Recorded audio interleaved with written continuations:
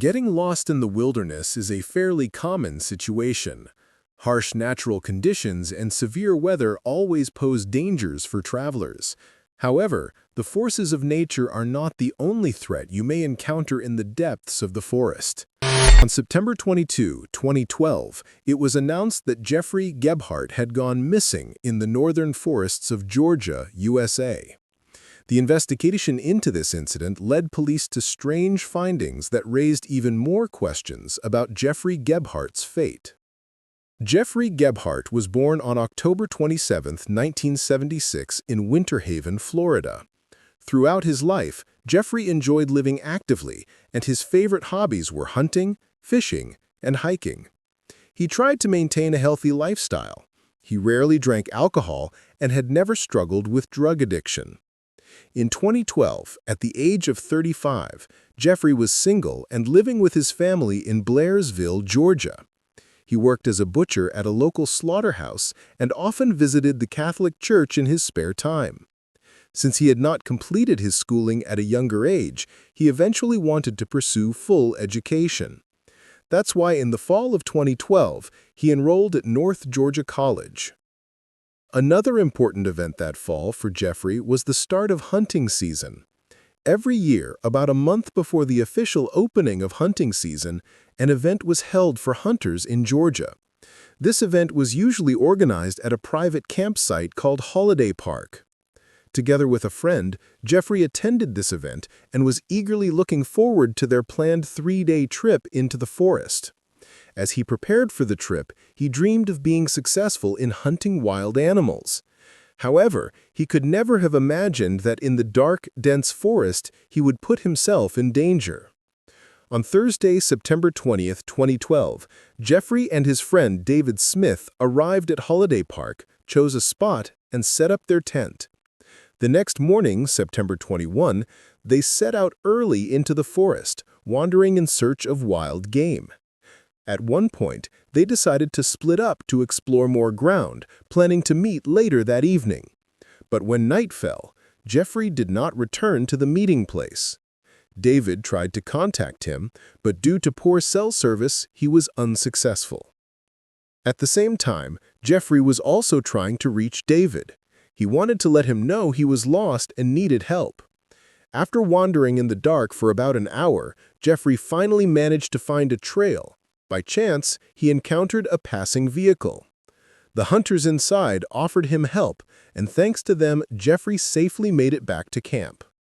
On Saturday, September 22, the second day of their hunting trip, they prepared again early in the morning. That day, Jeffrey and David once more went into the forest separately. Their hunt was uneventful, and there were no signs of danger. However, as night fell, Jeffrey once again became lost deep in the woods. Between 8 and 24 p.m., Jeffrey called David 5 times, saying he couldn't find his way back. He asked David to signal him from his vehicle so he could navigate back, but since David was far from his car, he instead fired his rifle into the air several times to signal his friend. Other hunters also heard the shots, but this did not help Jeffrey find his way. During this time, Jeffrey also called 911 several times for emergency help. However, due to poor reception, his calls were cut off before he could explain his situation. After 8:30 p.m., all calls from Jeffrey's phone stopped. David then informed the other hunters that Jeffrey was missing, believing he couldn't be more than 500 meters from the campsite. He drove his vehicle to the last place they had been together and tried honking for half an hour, but it was useless. After 2 hours of failed searching, at 10:24 p.m., David called the police to report Jeffrey missing. Police immediately dispatched a search and rescue team, including officers, firefighters, Army Rangers, and local volunteers. To locate Jeffrey, the team used flashlights, searchlights, and sirens to attract his attention. By tracking GPS signals from his phone, they were able to approximate his location in the forest. A helicopter was sent to the coordinates, and around 2 a.m., thermal cameras detected a human figure lying in a swamp. Search teams rushed to the location and, among the tall grass, discovered a lifeless body covered in blood. Police immediately identified the body as Jeffrey Gebhardt. He was lying on his back, with his arms stretched upward. His camouflage clothing was open, and his shirt soaked in blood. Investigators found that Jeffrey had sustained 17 stab wounds of varying depth to his chest. Near his body were his backpack, rifle, and a bloody knife. Strangely, none of his valuables were missing. His documents, money, and phone were all still in his bag. Jeffrey's death appeared highly unusual, and detectives immediately began investigating it as a homicide. His body was sent for autopsy, while detectives began searching for evidence and suspects. Naturally, their first focus was David Smith, as he was the last person to see Jeffrey alive. Just hours after the discovery, detectives questioned David at the site. They photographed his hands to check for blood traces, but found nothing suspicious. They searched the campsite and seized David's hunting knife for analysis, but no evidence was found linking him to the crime. Wasn't robbed. Right. This wasn't a random killing. Right. This wasn't somebody that happened to be down there at dark, after dark, Right. and killed him. Right. That ain't happened. That ain't happened. Something happened. Something happened in those woods, and I think you know what happened. No, sir, I sure do not know what happened. I didn't do anything to him. And I'm telling you that honestly. Do you know who did? I sure do not. I'm telling y'all everything that I know. David was later taken to the police station for questioning, where detectives tried to pressure him. But they concluded that he wasn't hiding anything and truly didn't know what had happened to his friend. With no physical evidence tying him to Jeffrey's death, David was cleared. During the detailed investigation of the crime scene, detectives found deep footprints not far from Jeffrey's body. These tracks led from the edge of a dried-up lake into the forest, but dense vegetation made it impossible to follow further. Analysis later confirmed that the footprints belonged to Jeffrey himself. Since the body was found in a swamp, it was considered impossible for another person to walk there without leaving their own tracks. Aside from Jeffrey's, no other footprints were found. This complicated the investigation and raised the question, was Jeffrey's death truly a murder? For a month, no progress was made. Interviews with potential witnesses turned up nothing, and no new evidence was found.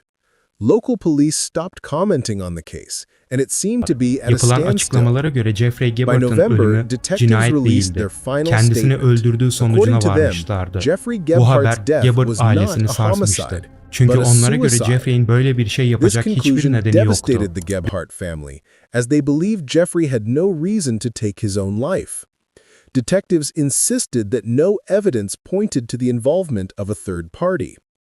Medical examiners studied the stab wounds, analyzing their direction and entry angles.